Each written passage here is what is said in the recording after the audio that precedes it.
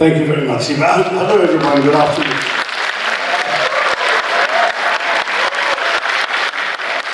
Nothing up for the podium between us. This was meant to be an interactive session. I'm not going to give you a long lecture. The students are not here and they're the ones used to lectures, so the rest of you, I think let's have a conversation. And one of the things I want to talk to you about, of course, is the main reason I'm here, which is the ongoing election campaign.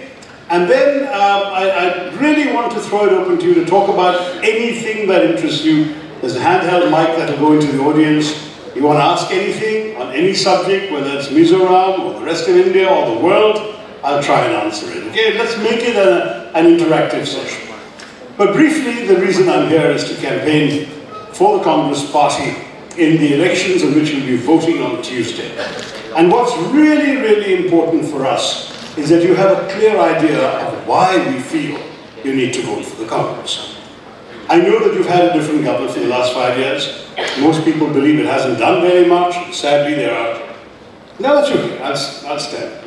Let me interact with these young people. And sadly, there's also been allegations of corruption and other charges. And the mood in Mizoram, and I've been picking this up for the last day and a half that I've been traveling here, but others have been here longer and they've said the same thing. The mood in Mizoram is for change. The only question is change in what direction. Now I wanted you to just zoom out a bit from Mizoram and look at the national picture. What we are seeing in India today is a fundamental assault on the core idea of India. The idea that animated our national struggle, the idea that gave us the constitution, in which, as you know, all of us, whatever our race, our religion, our language, our creed, our caste, our region, all of us have the same rights. That's the basic concept of India that we have cherished, the Congress Party has nurtured since the Constitution was adopted, and that's the India that we want to defend and protect. But for the last 9.5 years, there's been an assault on that idea from a different kind of sensibility. A sensibility that believes that India should really be a Hindu Rashtra, a sensibility that argues that our diversity is not a strength as the Congress thinks it is, but a weakness, and a sensibility that wants to press everything into a uniformity. Uniformity is not the same as unity. We believe that India is unified when it celebrates its diversity. We believe that the unity of India lies in the fact that you can be a proud Mizo, a proud Christian, and a proud Indian all at once.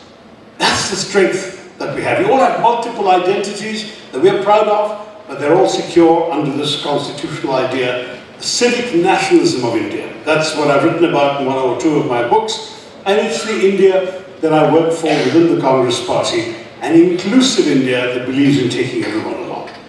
Unfortunately, that's not the idea that some people would rather have.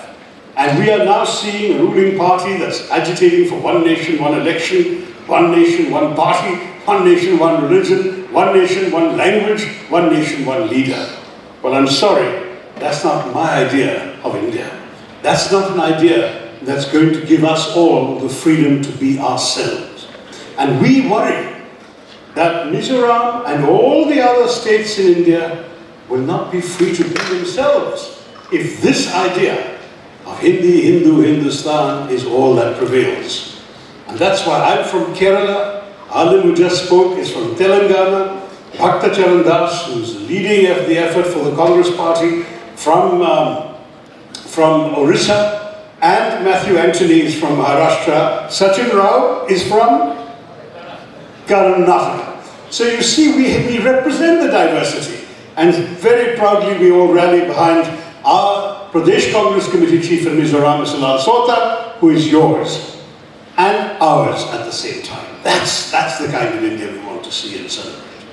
So what I would like to say to you today is that if you think of your election as part of a much larger debate in this country, a debate about whether we should actually preserve our diversity, our secularism, the spirit of unity that I've just described to you, or whether we should be going for uniformity and one nation, one party, one religion, one language, one leader. If that's the kind of India you want, then don't vote for the Congress Party, because we won't give that to you. But if you want to see a country in the mold that I've just described, you want to preserve it, then you need to vote for the Congress Party for two reasons. First, to ensure that in Mizoram we have a government that holds that up. And second, in order to ensure that we send a message to the people in New Delhi that their ideas of India are not shared everywhere else in this country.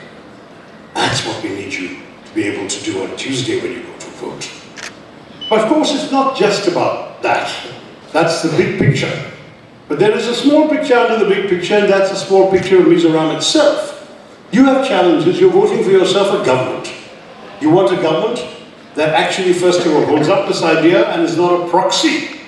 Is not a proxy for the BJP. I think everyone says the BJP can't win here, but there's at least one other party, if not two, that enjoys the support, or has enjoyed in the past the support of the BJP. So even if you think that we're not voting for the BJP, therefore we should vote for another party, so-called regional party, ask yourself, how will that regional party actually rule? And the answer is with the support of the BJP. That means they'll have to pay a price, they'll have to do what the BJP wants them to do. So they would be a proxy, a cat's paw for the BJP in this state. So that's the first major reason. Second major reason is, we've talked about corruption. I don't want to make any unproven allegations, but there are proven and unproven ones floating around that you've all heard. You've been living in the state for 5 years. There are questions many people have asked, where has all the money gone? Only those in power can answer. But what we are giving you in the shape of Mr. Lolsata is somebody who's been finance minister of the state and who has acquired a reputation for complete integrity and honesty. He will want to work with the people of Mizoram to ensure that the money of Mizoram is spent in Mizoram and for Mizoram's benefit. So you want honesty, integrity, incorruptibility, vote for Congress. Third, many of you seem to be rather young. What is the biggest problem we have diagnosed in Mizoram? It's unemployment, and particularly youth unemployment. We have one of the highest levels of youth unemployment in the entire country. 23.5% of the young people in Mizoram are unemployed. That's serious. Part of the problem, of course, is that many are looking for government jobs and they aren't there. There are still some government jobs that can be filled, and when we come to power, we will fill them immediately. There are about 4,800 jobs in the police department, another 2,600 in the armed police, which have been left vacant, God knows why. No doubt, so the money allocated for their salaries can be spent elsewhere. We will spend them as required, we'll fill those positions. But that's not going to solve the problem. That's 7,400 jobs in a state of 1.3 million people. So what are we going to do? We are going to empower young people to actually empower themselves. There's a Young Mizo Elevate program the Congress Party has put out, under which any young Mizo with an entrepreneurial idea, an idea for a new business you want to start, a new venture you want to embark upon, will get some support from the state government, some seed money to start your business, and some encouragement to get it going. That's one way in which you can not only generate a job for yourself, you might generate jobs for others because you've got the money to start a business. We'll help you in that way. So we want to tackle unemployment on a very serious professional footing. At the same time, we recognize there are some people who, for reasons of health or age, may not be able, or social circumstances, may not be able to work outside the home. So we've decided to support them as well, at least in a modest way. Every household headed by a woman is going to get 2,000 rupees a month. The woman is going to get that money. Somebody's disabled, same amount of money. We are trying to ensure that if somebody falls sick in a serious way, that they have the support of health insurance. Every Mizo will have a 15 lakh rupee coverage in the case of illness. That's coming out of the Congress Party manifesto. And for a serious illness like cancer, and sadly, it is sad, Mizoram is the state with the highest per capita incidence of cancer in the country. For that, we're going to set aside a 5 crore rupee fund just for treating people for cancer and serious maladies. And we're also pledging to spend more money in the health budget to strengthen the one cancer hospital we have in Mizoram, give it more research capacity, add other centers where feasible, and try and ensure that no one is going to suffer this dangerous illness untreated. So we're trying to take care of all this. Is there a social safety net beyond that? Yes, the Congress says we'll go for the old age pension scheme, the old pension scheme, not just the new one which is much less beneficial to the pensioners. So we're trying to cover all the bases. There are also plans for the agriculture sector. I suppose most of you are urban people. There are also plans for every sector of our activity in the state. If you want to talk about them, I'm sure my colleagues and I can address them to you. But I'm just saying to you, we're not only beating the tom-toms about saving India and saving the idea of India, we also want to save Mizoram and give you a better future here in Mizoram. Educational opportunities, major priority. Ensuring that the quality of education is improved and that there are more connections between the world of work on the one hand and the world of study on the other, so that you can actually be connected as students to a possible future career. So lots of ideas like this. And I must say, it's not that we're just talking in the air. 5 years ago, we came to power in Chhattisgarh. At that point, Chhattisgarh had a 23% youth unemployment rate and overall a very high unemployment rate. You know what it is today after 5 years of Congress government? 0.01%. The best employment rate in the whole of India is in Congress-ruled Chhattisgarh. So if Mizoram needs help and advice, there are Congress governments prepared to provide it. That's the plan. We hope you will vote for us. We hope you will support us to take this forward.